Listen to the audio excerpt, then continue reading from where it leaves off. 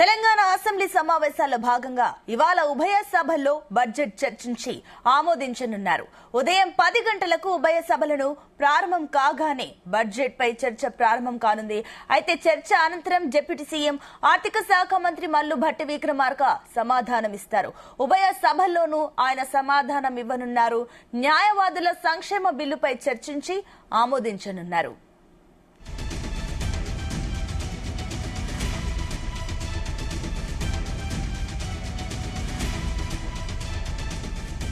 బుధవారం నాడు deputy CM ఆర్థిక మంత్రి భట్టి విక్రమార్క బడ్జెట్ ప్రవేశపెట్టారు. 2025-26 ఏడాదికి 3,04,965 కోట్లతో బడ్జెట్ ను సభకు సమర్పించారు. రెవెన్యూ వ్యయం 2,26,982 కోట్లు, మూలధన వ్యయం 36,504 కోట్లుగా పేర్కొన్నారు. పంచాయతీరాజ్ శాఖకు 31,605 కోట్లు, వ్యవసాయ శాఖకు 24,439 కోట్లు, విద్యాశాఖకు 23,108 కోట్లు, ఎస్సీ సంక్షేమానికి 40,232 కోట్లు, ఎస్టీ సంక్షేమానికి 17,169 కోట్లు, బీసీ సంక్షేమానికి 11,405 కోట్లు, రైతు భరోసా పథకానికి 18,000 కోట్లు కేటాయిస్తూ ప్రకటించారు.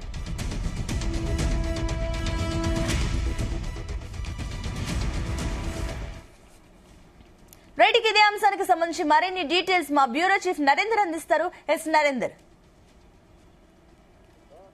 మొన్న గురువారం నాడు బడ్జెట్ జరిగింది. బడ్జెట్ లో భట్టి విక్రమార్క ఆర్థిక శాఖ మంత్రి, డిప్యూటీ సీఎం అసెంబ్లీలోను, అదే సమయంలో శాసన మండలిలో శ్రీధర్ బాబు మరో మంత్రి అక్కడ బడ్జెట్ ని ప్రవేశపెట్టినటువంటి పరిస్థితి మనం చూసాం.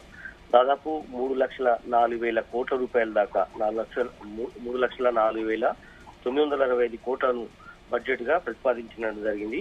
దీంట్లో రెవెన్యూ వ్యయం 2,26,000 కోట్లు, అదే సమయంలో మూలధన వ్యయం 36,000 కోట్ల రూపాయల దాకా ఇంచుమించుగా చేయడం జరిగింది. దీంట్లో వివిధ శాఖలకు పెద్ద ఎత్తున నిధులు పెట్టామని రాష్ట్ర ప్రభుత్వానికి సంబంధించినటువంటి మంత్రులు కావచ్చు అందరూ కూడా మీడియా ముందుకు వచ్చి మాట్లాడినటువంటి పరిస్థితి చూసాం. కానీ ప్రతిపక్షాలు మాత్రం ముఖ్యంగా బీఆర్ఎస్ కానీ బీజేపీ కూడా ఇదంతా కూడా పాత చింతకాయ పచ్చాడంటూ కూడా పెద్ద ఎత్తున వాళ్ళు ఆరోపణ చేసినటువంటి పరిస్థితి. గత ప్రభుత్వాలు చేసినట్టుగా ఎక్కడ కూడా అన్ని శాఖలకు సరైనటువంటి నిధులు కేటాయించలేదు అన్నటువంటి ఆరోపణ మీడియా పాయింట్లో కానీ బయట కూడా మాట్లాడినటువంటి పరిస్థితి చూసాం.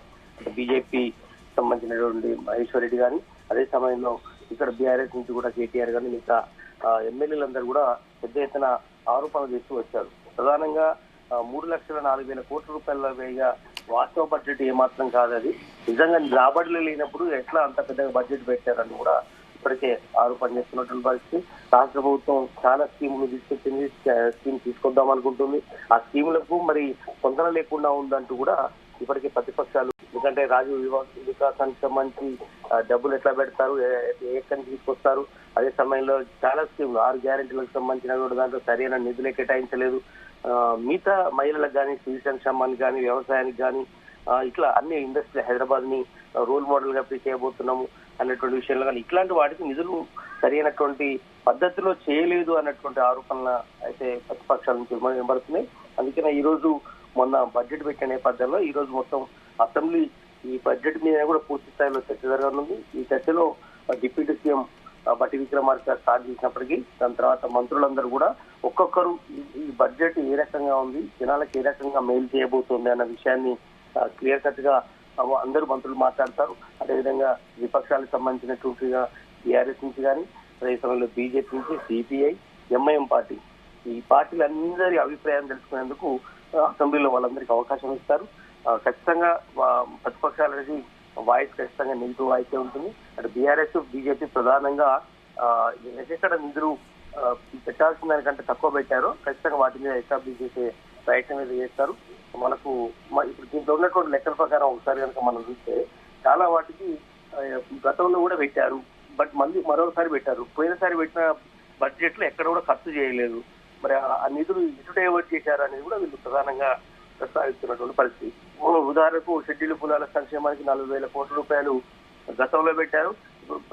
దాదాపు ఈ 2024-25 సంవత్సరానికి పెట్టినటువంటి బడ్జెట్ ఎక్కడ పోయిందని అడుగుతున్నారు. పంచాయతీ శాఖకు సంబంధించి కూడా 31,000 కోట్ల రూపాయలు పెట్టారు. ఇప్పుడు మళ్ళీ మళ్ళీ పెట్టారు. అందుకని ఈ పెట్టినటువంటి బడ్జెట్ వాస్తవానికి అనుగుణంగా పెట్టాలి, ఆ శాఖకి కేటాయించాలి, డైవర్షన్ చేయకూడదు. పేరుకే పెడుతున్నారు దాంట్లో పేపర్ మీద, దాని తర్వాత వాస్తవానికి ఆ బడ్జెట్ ఎక్కడ కూడా వినియోగం రావట్లేదు అనేది కూడా ప్రధానం ఉంది. విద్యుత్ శాఖలో కానీ, మున్సిపల్ శాఖలో కావచ్చు, గిరిజన సంక్షేమం, ముఖ్యంగా వైద్య ఆరోగ్యానికి సంబంధించి చాలా తక్కువగా పెట్టారు అనేది కూడా ఆరోపణ ఎదుర్కొంటున్నటువంటి పరిస్థితి. బీసీ సంక్షేమం, ఎందుకంటే బీసీ ఇష్యూ పెద్ద ఎత్తున నడుస్తుంది కులగొన్న తర్వాత, కానీ బీసీ సంక్షేమానికి చాలా తక్కువగా 11,000 కోట్ల రూపాయలు మాత్రమే పెట్టారు. జనాభాలో సగం ఉందని చెప్తున్నారు. అదే సమయంలో రోడ్లు భవనాలకు కేవలం 5,900 కోట్లు మాత్రమే పెట్టారని, పౌరత్వాలు మైనార్టీలకు 3,590 కోట్లు మాత్రమే పెట్టారు. ఇండస్ట్రీకి సంబంధించి 3,527 కోట్లు మాత్రమే దీంట్లో పొందుపరిచారు. టూరిజం 775 మాత్రమే. అంటే ఐటీని పెద్ద ఎత్తున తీసుకొస్తామని చెప్పి కేవలం 774 కోట్లు ఎట్లా పెడతారని ఆరోపణ చేస్తున్నారు.